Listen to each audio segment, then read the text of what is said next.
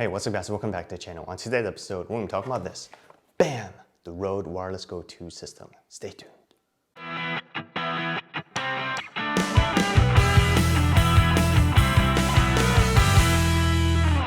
All right, you guys, so this is the brand new Rode Wireless Go 2 system. It's brand new. We ordered it maybe, I want to say about 2 weeks ago, and it came to us maybe a couple days ago, and we've had a couple of days to use it, and it works out really great. And because we've been able to use it, I can tell you from personal experience, our personal opinions about it, and not just an unboxing, and we'll get into that soon. So without further ado, let's get into unboxing this. In the box, you get one Rode Wireless Go 2 system receiver, 2 Rode Wireless Go 2 system transmitters, 3 air muffles, air baffles, whatever you want to call them. A lot of people call them air baffles. 1 TRS cable, standard Rode TRS cable, and you get 3 USB-A to USB-C cables. You also get a neoprene pouch, okay? It is one big pouch. It's not individually sectioned off or anything like that, but it's just one big, nice, pretty much pouch. This is the first generation pouch. So if this first generation pouch, second generation pouch, it's pretty much exactly the same material, designed exactly the same, except the second generation one is bigger, obviously, because there's more components. So that's what you get in the box, obviously there's an instruction manual and stuff like that in there, but we already read through that and not on the table anymore. So let's talk about some of the basic similarities between the first generation one and the second generation one. The first generation one we've had maybe, I want to say maybe-ish 2 years ago-ish, and we've used it to record pretty much every single video on this channel. We ordered it from B&H, it came to us, we reviewed it, we liked it, we kept it, and all that fun stuff. And like I said, we've used it for every video, some weddings, some other events and meetings and things like that, but it's actually been a really great system. It's been a really great system for what it's designed for. Don't try to replace like your ULXD systems or your AXID systems or any of that fun stuff. For what, like I said, what it is, this is very great. I can't recommend it enough for content creators or video bloggers or any of that fun stuff. So as you can see, if you've already seen the first generation one system, this is the second generation system. If you can't tell already, the form factor and the design is everything. It's pretty much the same except with the major improvements. And I'm gonna say this is pretty much game-changing improvements, okay? So let's talk about some of the similarities besides the design. So the similarities really comes down to the design. It works on also the same 2.4 gigahertz frequency spectrum. If you don't know what that means, 2.4 gigahertz is just the band of this frequency spectrum that you can use. It's license free. A lot of stuff uses the 2.4 gigahertz frequency band in the spectrum. It's used for like old Wi-Fi systems, probably some Bluetooth systems, a bunch of other systems use it. It's very crowded, but the system works really well. The main reason it works really well is because it can talk to each other and it can channel hop and channel switch to a clean frequency if one is available. So usually it works really well. If you're gonna be in a crowded conference center or a huge event where everybody is going to be using it, I'm gonna tell you, you're probably going to have a situation on clean audio signals and things like that, mainly because there's only a limited number of channels and different time slots you can send information, and you're gonna get a bunch of interference, okay? But they have a solution for that, so we'll get into that later. Like I said, the design is pretty much the same, so let's get rid of all this stuff, the cables, get rid of this, air baffles. The design's the same, but the functionality is actually very different. So it still functions the same way in terms of you turn it on and it's already paired. So like out of the box, it comes paired. You don't have to do any of that stuff. All you really have to do is charge it and use it. That's all you really got to do. So you get 2 transmitters and you have 1 receiver. So this is actually a dual channel system, meaning you can either use this as a dual mono system recording, or you can use it in a stereo system, left-right system, okay?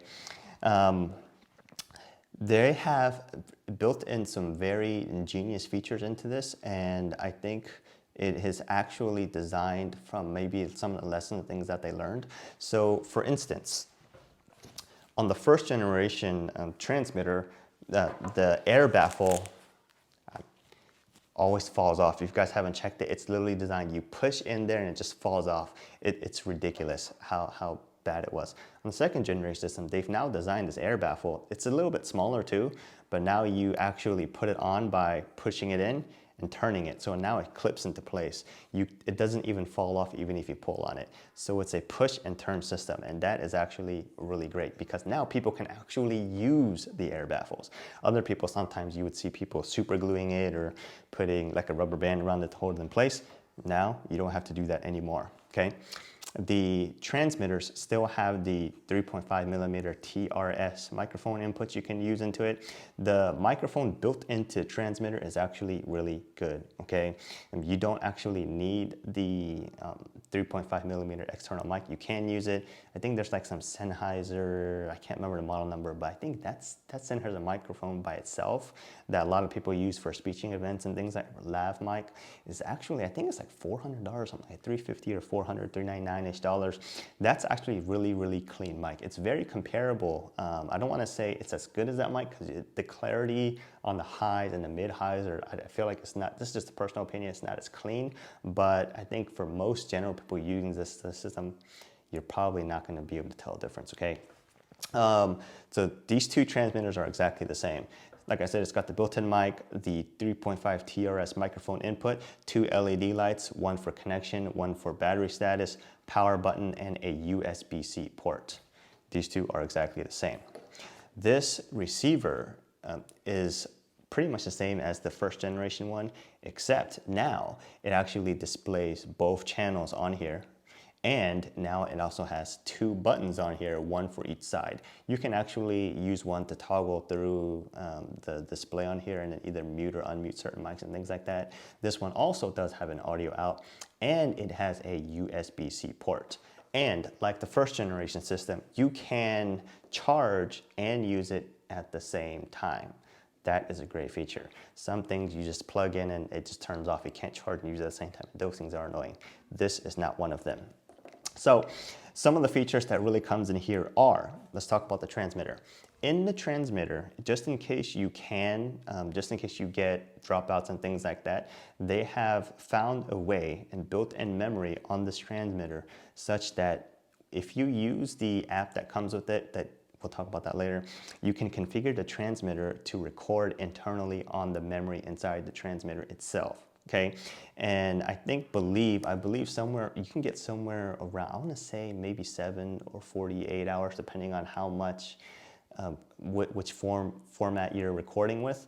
So, but the interesting thing is now you can actually record directly on here so that even if the connection to the receiver drops out, the raw audio signal is actually still recorded on here. And what you would do is you would plug it into the computer and just pull it off or export it off of here. I don't know exactly which format it records in, but I believe you can get a WAV or an MP3 file, but we'll get into that when we talk about the app. Both of them can do that. So, so talking about that here, so this is interesting because you can configure each one, meaning you plug in each one to an app that they have. It runs on Windows and Mac, and you can configure it to record internally to the memory that is stored in here. And I believe it gets somewhere around maybe 40. Don't quote me on this. I think it was like 48 or 7 hours. We'll look into it when we plug it in. But there is an external application that you install in a computer, and you can plug in your Rode Wireless Go systems for system updates and configuration. That's both on the transmitter and the receiver side. On the transmitter side, what you get is you can record, you can set, I believe, 2 options on there. You can set the, to disable the mute and unmute button function so that nobody accidentally mutes it and things like that. And you can enable internal recording on the transmitter itself. So when you enable internal recording on the transmitter itself, it still works as the same wireless Go system that you're used to. It still transmits to the receiver, but now it also records the same signal on to the transmitter. What benefit do you get from that? The benefit you gain from that is now you have a clear, unmodified, unaltered signal without interference directly recorded onto the transmitter itself, such that if you did have an instance where you had interference and you had some kind of dropout, the clean signal or the clean audio, it's still recorded on here. Okay, there's actually ways you can configure it so you can press buttons on the system so that you can mark parts where you think it dropped out or reduced interference and things like that. But I'm not sure how many people are really going to use it, since they're probably going to just import off of here. That would be my guess, but to each their own.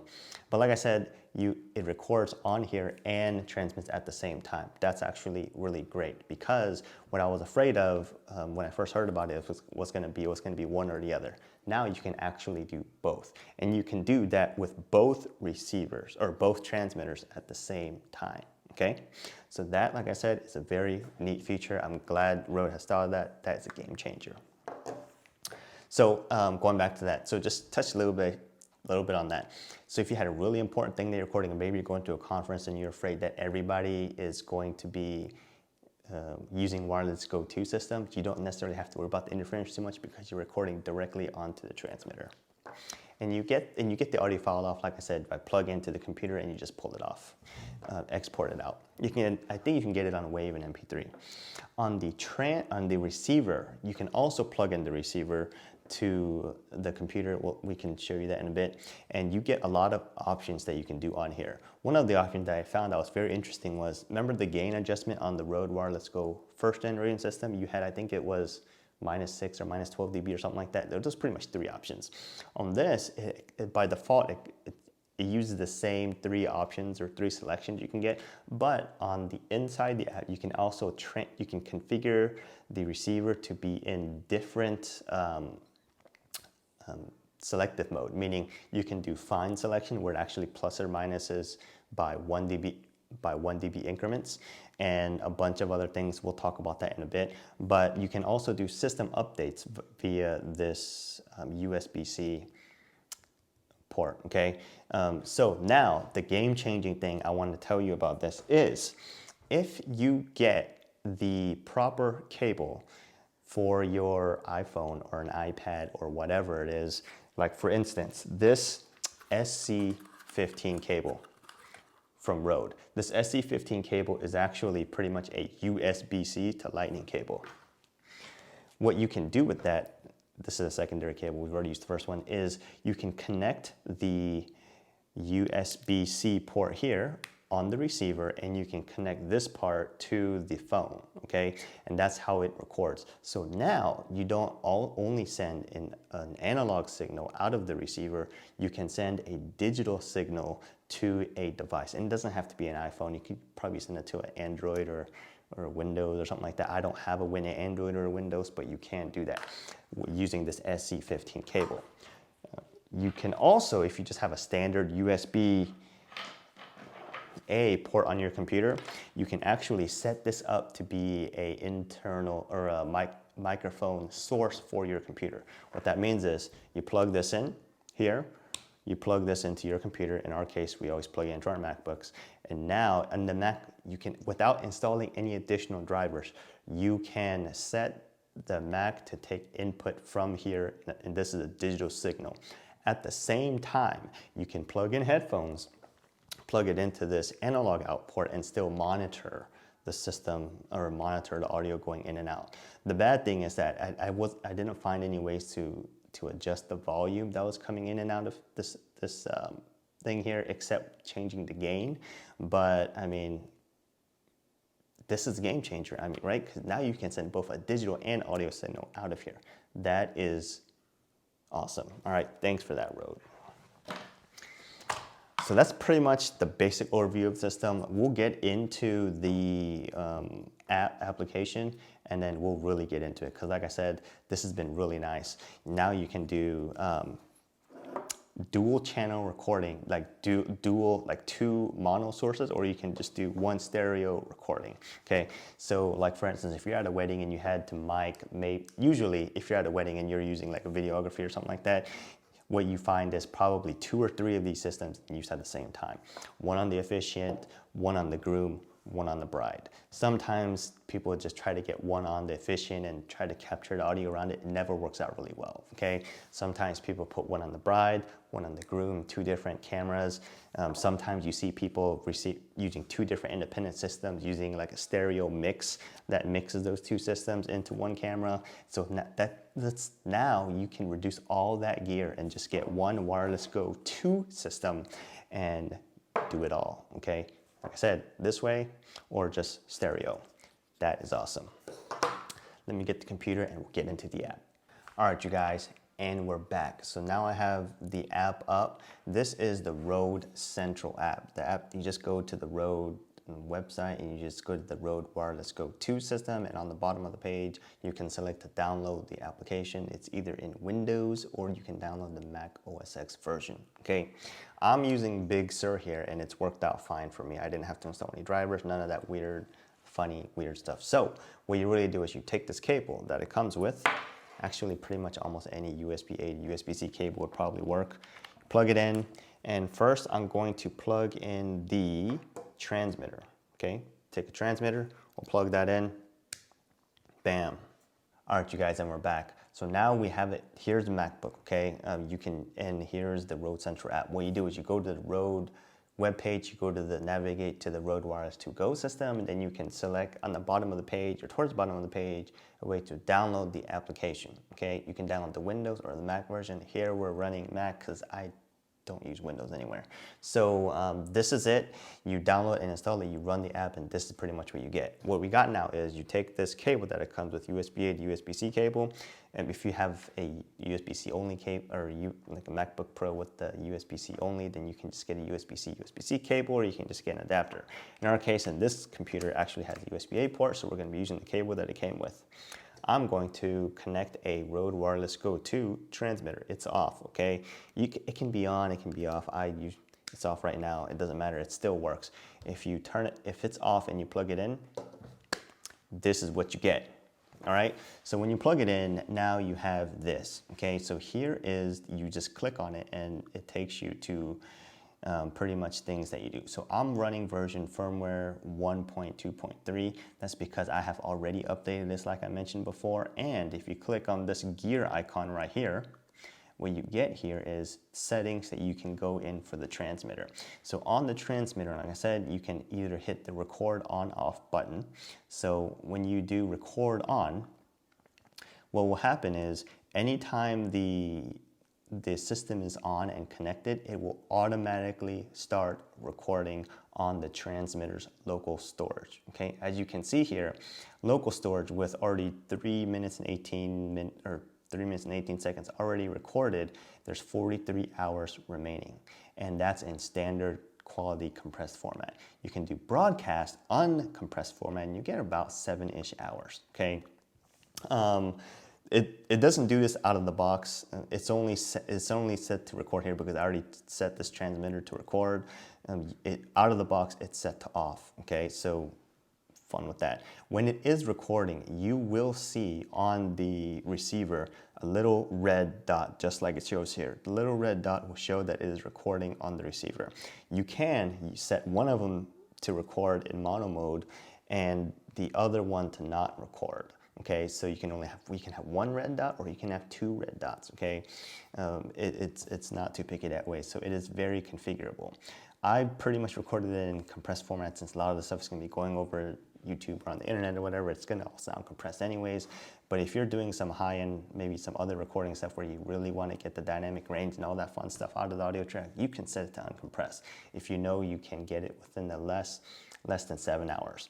So the thing about the recording here that I need to tell you, because I have ran this for enough times to figure this out, if it runs out of space, it's just gonna overwrite the oldest stuff that you already had. It will not just stop recording and ask you what you wanna do, it's just gonna automatically overwrite the old files, okay? So make sure you keep that in mind when you get this going. The clock time here, you can sync if yours is off, but I've already done this and my system is already up to date.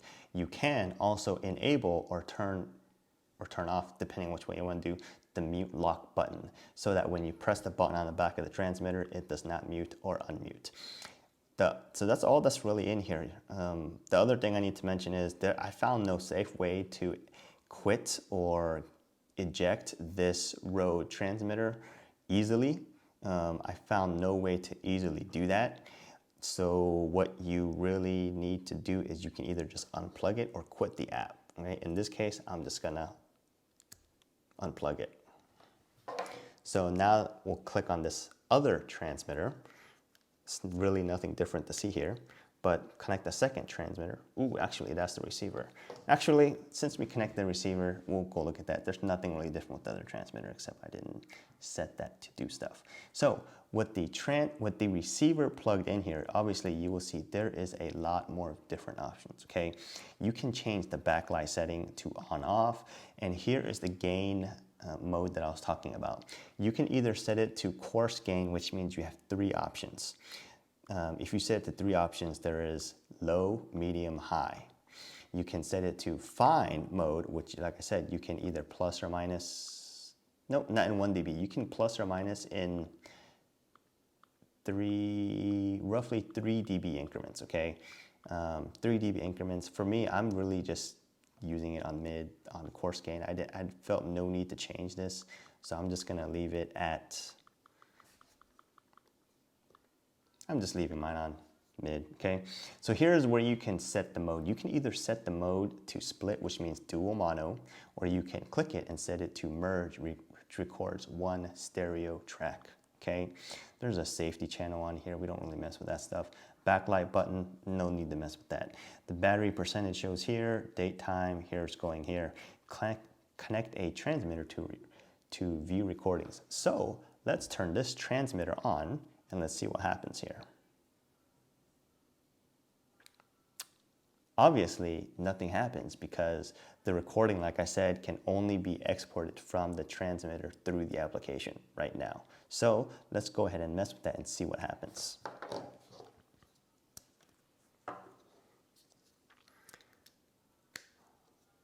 Plug the transmitter in.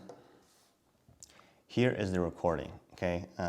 You're probably not gonna be able to hear too much of what's going on in here, but jibber jabbering and stuff like that. Here's a marker right here. See, there's a marker right here when you press a button in the audio track.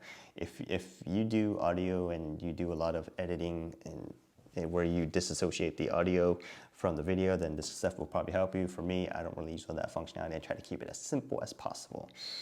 So when you do export this, you can export this in either a WAV or an MP3. And you can set it to, I guess it looks like at max 48 kilohertz. I don't know if you do to MP3 if it changes. Nope, still 48. So you can either do WAV, MP3, or any of that, and you can do bits per minute. So you can do 32-bit float when you export. From my understanding, from all the technical documentation I've been reading, I don't believe it actually records in 32-bit float, but it does allow you to export in 32-bit float. So make sure you keep that in mind. If they do an update later, maybe that can change. I'm not sure if that can change with the software update. Something like that can change, assuming the hardware is good enough to take it. But keep that in mind if you're looking for a 32-bit float. So you can listen to it on here. You can skip to certain things or whatnot. You know, like for instance, you can go back to the previous marker on here. I really only have 1 marker, so it's only going to keep going back. But that is really what you get with the app. So now let's talk about some of the fun stuff with this. So this is actually a really great system. They made huge strides and made great improvements. It's, like I said, game changer.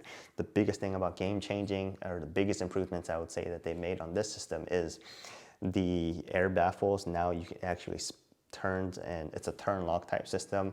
Great, now it doesn't have to fall off. It's a dual channel system. That is great, okay? Because now you don't have to use 2 different independent systems and get a mixer and balance audio and all that fun stuff. It's actually one system, okay? That is great. Form factor is the same. They have kept most of the good features, actually pretty much all the good features. You can charge and use, cold hot shoe, it links really fast, 2.4 gigahertz, all that fun stuff. And the monitoring on here actually shows you real-time monitoring. Awesome, awesome stuff, okay? Now, let's talk about some of the, what I would consider not so great stuff. So what I found on here is that the gain control is still, both channels cannot be controlled independently. Meaning if you're using dual mono, the one gain control that you have on this transmitter is actually for both of those channels. For instance, if you have someone that just talks really soft and you have someone that's like yelling into the microphone, that could probably cause an issue for you. You may need to try to figure out the best way to work that for your situation. That is one downside to it. The other downside to it that I found, which is going to be obvious, is that when you enable recording locally on the transmitter and you send the thing out, when you use it normally, where it sends the audio signal to the receiver and you record on transmitter, obviously the transmitter dies faster. It's not something significant because most of the videos and things I used don't take that too long, but I did notice the battery life on the one that was recording is significantly lower. I don't want to say random percentage, but it was pretty noticeably lower than the one that wasn't recording. So make sure you keep that in mind, okay?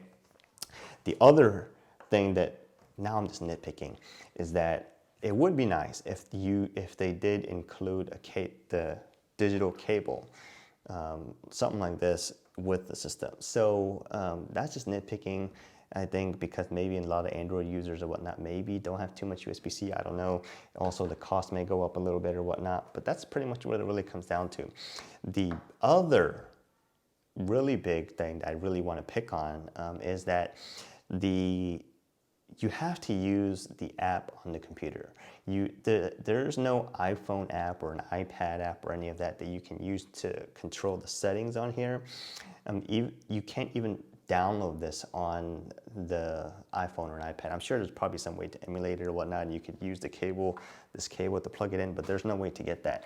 I understand that they would have to build Bluetooth in here and you would have to connect it over Bluetooth or something like that to the phone or an iPad. That may take up extra channels and stuff like that. That may be another feature that may make it cost more.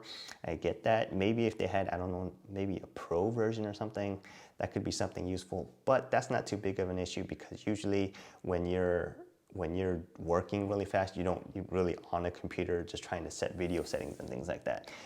There are basic things you can change on here. For instance, if you press both of these buttons on here at the same time hold it for about 3 seconds, you can change it from dual mono mode to stereo mode. You can also scroll through on the little LCD and mute or unmute independent transmitters. So that's basic functionalities there. So I'm just nitpicking at certain things. So I mean, that's really comes down to the biggest change I would say, if they could make one, assuming they're even listening, is that maybe make the gain settings for the dual mono tracks independent. That's only the real big thing. All the other stuff, like I said, just nitpicking. Don't worry about that too much. So, I mean, that's really it. Like I said, it's been really great. We've used it. I'll throw some audio settings up in the end. So this video right now is obviously recorded through the Rode Wireless Go Gen 1 system. Almost all the videos are. Make sure you keep that in mind. I'm gonna see if I can record maybe the audio on the here would probably be the same. So how about, let me record something new. Be right back. It's going right now all set up in dual mono mode, meaning 2 independent transmitters. So I'm wearing both of them right here so you can see how it really sounds, and I'll throw a title field or something like that telling you which one you're actually listening and see if you can really tell a difference. So to give you some information, let's go and read some of the stuff on the box. Marketing material, right? Rode Wireless Go 2 dual channel wireless microphone system. Dual channel wireless microphone system has 3.5mm USB-C and iOS audio output. Huh, interesting.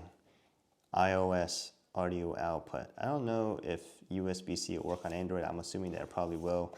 I'm 99% sure that it would, but don't quote me on that because it says it's made for USB-C devices, but who knows? All right, so let's go and read the marketing stuff on here.